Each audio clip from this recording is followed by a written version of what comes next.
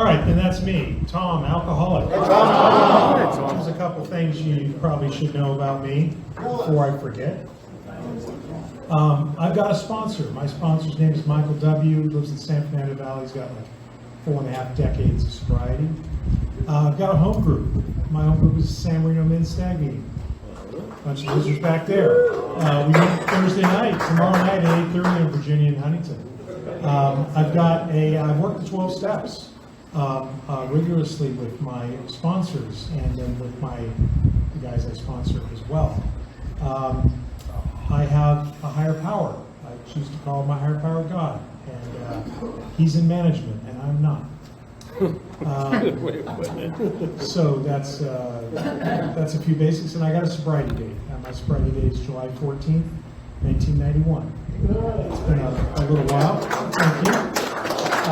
I'll take the applause not for accomplishing anything other than being willing. That's the part I did. I was willing to stay willing. And I think tonight I'm mostly going to talk about fear. I even got a story about my sobriety date and fear. I think, that thing about having time. When you're new and you're taking these chips, that time can be helpful in staying sober because you're like, hey, I got 30 days. I don't want to take that newcomer chip. I just took a 30-day chip, whatever. After a while, time is not a tool that I can use to stay sober. Okay. In fact, if anything, there's nothing I could use out of my time that can keep me sober. It can be a tool, in fact, of my disease. It tells me, lies. Like, at this point, you might be smart enough or, have enough, what maturity, all kinds of crap that I don't need to go to the meeting tonight or for a while. Or maybe I don't need to be as careful or all kinds of wacky stuff. Because my disease is still in my head. So here's an example. I went up to Seattle when my daughter was moving into the University of Washington, and I went to a sunrise meeting. And, they must not get a lot of visitors from out of the area. I didn't ask if anyone was from out of the greater Seattle area. And they said, what's your name? I said, my name's Tom. It's the first time here? Yeah. And, immediately got the feeling that they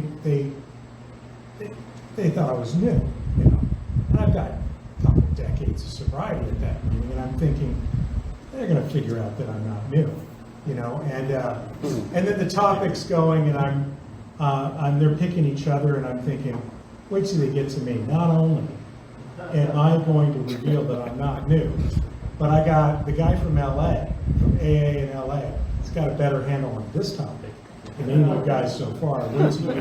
Wait till you hear this. And I'm just like a slingshot, just getting more and more power, and it's going to be great. And actually what ends up happening is they're being very nice. They're like, and it's great that Tom is here.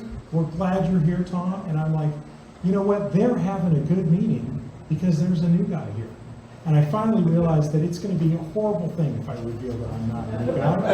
And I'm not going to enjoy that. They're not going to enjoy that. And so I never shared and I never revealed any great things about me but what's powering that ego, right, is that, you can't just treat me normal. If you treat me normal, I feel rejected. If you treat me special, then I feel normal, right? So I'm looking for this. And this is all based on my, pre-existing condition, which is I'm not enough, right? And I don't know what that happened. I grew up down the road here a couple miles, and then we moved to the high desert, and it was the wicked high desert. And it was scary out there. It felt like after my parents got divorced and married, everything was a little different, and people were different, and I felt out of place. I felt very much like that. And a few times in my life, I overcame that. But when I drink, it doesn't give me, it gives me maybe a little liquid courage, but it mostly just changes the subject, right? I just don't have to deal with that right now. And that's always been the case. If I'm wondering what you're thinking of me, or how I'm going to pay my taxes or my bills or whatever, all I have to do is think about going to happy hour and drinking. And I'm already, alcohol works for me before I even drink it, right? So, my first sponsor told me there's only two kinds of drinking, Tom. There's social drinking and alcoholic drinking. You can't call what you're doing social, and it's alcoholic. And under that auspices, I have been doing mostly alcoholic drinking my whole life. It was to accomplish a goal, which was to stop this thing from cycling on this thing about what I'm disturbed about, the fear, the obsession, whatever that is. I talk to the guys I sponsor sort of like that moment when you're driving and you're looking at the radio or something and you look up and everyone's stopped in front of you. And you've got to make this decision to hit the brakes and turn to the right or whatever. And you accomplish that. Maybe that doesn't happen again for a couple of years. And even though you're a little older and your reaction time might be smaller, your brain doesn't have to come up with that new idea, because last time we were here, we hit the brakes and we turned to the right, we didn't hit it. And I could do that again. So that's what my brain is designed to do. My brain is designed to keep me alive. And if I'm having this thought, and I drank last time, and it worked, according to my brain, it's going to come up with that idea again. And I have to come up with new ideas, new solutions here with you guys so that that doesn't happen. You know, I've been in scary situations. I was in the United States Coast Guard for 14 years in the regulars and the reserves, and we were in, my brain wasn't fully developed for most of that time, so I didn't realize how scary it was. But you know, I had a lot of confidence in our boat and my crew, and I wasn't always that scared. And there were some things where I had to do alone, I was very petrified, you know. And then there was also times that were much less life-threatening, but it's like, what do I think she thinks of me? And it's extremely fearful, right? And it, you know, okay, when I first came into these meetings, first of all, walking in the meeting could be extremely scary. If you guys are new, I'm so glad you're here. You know, welcome to Alcoholics Anonymous, if you haven't been welcomed before. You know, we're all a group of people who have admitted that we can't manage our own lives, but we'd be happy to manage yours if you let us. And you might want it, because that's the way it works. I can't see my own alcoholism in me, but I can see it in you. And if you tell me what's going on with you, I can see it. And that's what happened to me when I came to the first meetings. I was afraid you guys were going to tell me what to do, tell me how to not drink, or something like that. And I was going to defend my drinking and stuff like that. You didn't do that. You told me what it was like, what happened, what it's like now in your story. You didn't talk about me at all. And it's amazing how well it worked. Next thing I know, I wanted what you had, and I was willing to do what you guys were doing there, and that fear was gone. You know, and then I started misunderstanding what I think, what I thought you guys were saying from the podium like this. It sounded to me like I got sober and then everything wonderful happened to me. I became the president of the company, married a supermodel, and nothing bad happens. You know, what they actually were sharing was gratitude. Okay, but I could tell you I got sober a long time ago, 33 years ago, and you know I was younger than 33. I was 27. So most of my life I've been sober. And the worst things that have happened to me in my life have happened to me in sobriety. Okay. And there's a lot of fear surrounding that stuff. Give you an example. I got the IRS interested in me. That's a very fearful thing. I mean, oh my God, you get that letter, almost don't want to open it for a couple of days. You know, and then you start imagining what it's saying. Why is it so thick? You know? It's happened a few times, I'll be honest with you. Public speaking, that can be a fearful thing, you know. We did that in AA the first few times. That's why we practice up here with the chips. It's great you guys did that. You know, 2007, I got diagnosed with stage 4 colorectal cancer. And that seemed to be a pretty serious deal. I'm okay now, it's been a long time. That worked out, by the way, but at the time, there was a lot of fear. There was like, I may not be around, not only not to see my 3 daughters graduate from high school and walk down the aisle, I might not see them get out of elementary school, you know. But what I did at that time is I put this in the hands of my higher power, okay? I pictured big, gigantic hands, like 60-foot hands, and I put that problem in there. Said, you've got this problem. And I remember praying about it, and almost like I heard a voice that wasn't my voice saying, you're going to be okay. And I'm like, I went with it, you know. And it turned out that I was not afraid. I went through some pretty crappy stuff. I don't know if you know about how they treat cancer. Some of you guys have probably gone through this, or maybe you've had somebody in your life go through this, but it's commonly like chemo, radiation, surgery. And in my case, I had another 4 months of chemo after that. And I could promise you that stuff sucks. Okay? It makes you feel really lousy. And guess what? It's expensive. And another thing, I never missed an appointment. And I was never late for this stuff that I didn't like. Because I could see my cancer clearly, and I didn't want it to kill me. That's an acute disease. That means it's happening right now. But at the same time, I have a chronic disease, which means it's ongoing forever. And that disease is alcoholism. And guess what? It's just as fatal. Here's the treatment for Tom's alcoholism. I go to meetings like this, okay, which I really enjoy. And then I could be of service, like setting up some chairs or putting some chairs away or sponsoring somebody or sharing at a meeting or making coffee or cleaning up coffee, those things, which I feel wonderful after doing. And as far as costs, you know, maybe if I got a couple bucks or $3, or maybe I don't have anything, I don't have to put it in there. And yet, I can't decide whether or not I should go to a meeting tonight. Right? I've been around a long time. Maybe I don't have to do that. Maybe there's something cool on TV that I really want to watch. You know, and there's this treatment that I'm willing to miss that I love. So that's the insanity in my brain. So, is this counting down? Yeah, okay. So when it comes to fear, one of the things we like to do in AA is spell things out, which is FEAR. And a lot of us like to say that stands for false evidence appearing real. Okay? Or fuck everything and run, or there's a few other things like that. But basically, how do I get from my brain to think we should drink? Because it will change the subject. It will not make it better, but it will change the subject. And that's what my brain comes up with. Well, we can transform fear. We talk about this in the steps. So this is from step 4, where it talks about doing one of the 3 inventories that we could do about fear.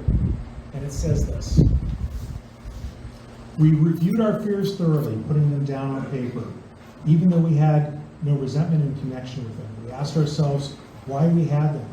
Wasn't it because self-reliance failed us? Self-reliance was good as far as it went, but it didn't go far enough. Some of us once had great self-confidence, but it didn't fully solve the fear problem or any other. When it made us cocky, it was worse. Perhaps there was a better way. We think so. We are now on a different basis, a basis of trusting and relying upon God. We trust infinite God rather than our finite self. This is fear versus faith. Okay? We are in the world to play the role He assigns. Just to the extent that we do as we think He would have us and humbly rely on Him, does He enable us to match calamity with serenity. We never apologize to anyone for depending upon our Creator. We can laugh at those who think spirituality is a way of weakness. Paradoxically, it is a way of strength. The verdict of the ages is that faith needs courage. All men of faith have courage. They trust their God. We never apologize for God. Instead, we let Him demonstrate through us what He can do. We ask Him to remove our fear and direct. Now, this is almost like a promise. When we've got our promises, this is almost a promise for a sub-part of step 4. We ask Him to remove our fear and direct our attention to what He may have us be. At once, we commence to outgrow fear. That's amazing. How do you ever outgrow fear? Fear compounds upon itself. I think about it more and more and more. Last week I went into MRI tube, okay? Not my favorite thing. Confined spaces, I'm not too fond of that, But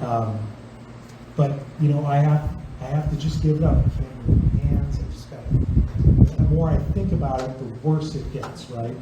And it's not going to get better, and I can't stop thinking about it. So what can I do? Is I say, God, you got to come into this little tube with me, and suddenly that tube's not that little, okay?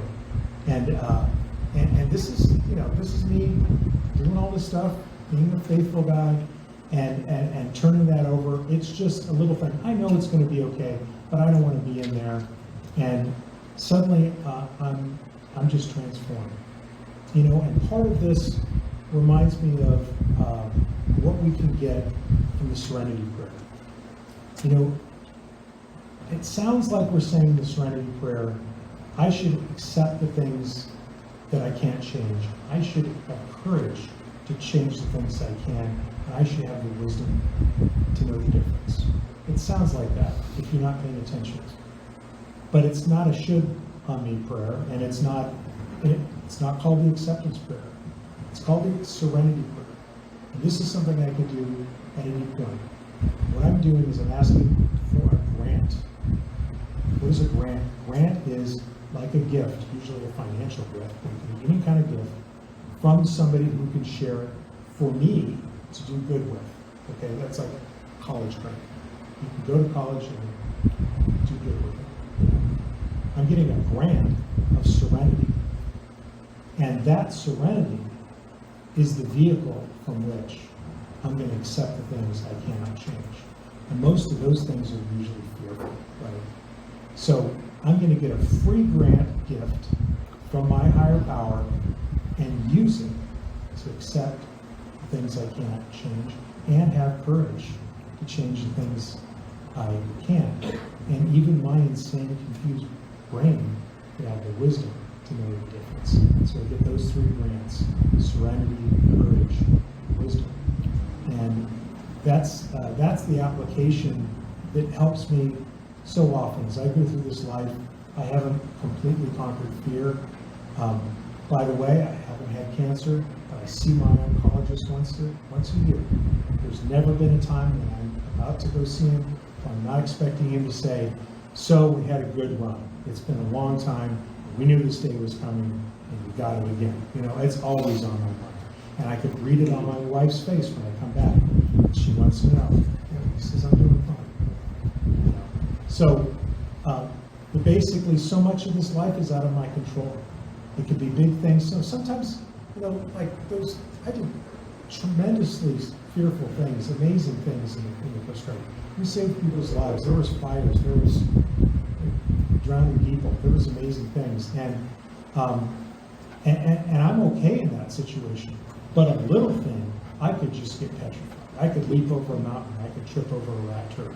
No problem at all. Because if you give this thing enough time, it's going to start lining up all these things about how this is going to work. And that thought is usually self-reliance. It's like, how am I going to do this thing that I'm not supposed to do, or that I don't want to do, or I don't know how to do? And being in that moment of serenity prayer of saying, I just got a grant of serenity, I'm going to turn this over, I'm going to spend that serenity.